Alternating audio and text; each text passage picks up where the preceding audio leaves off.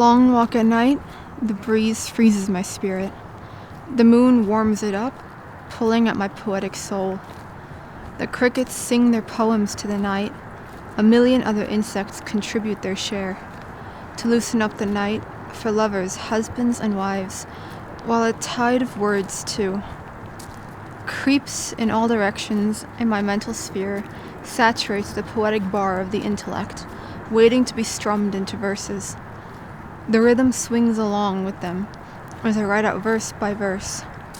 The moon, my friend, shares its light. The night wind inspires.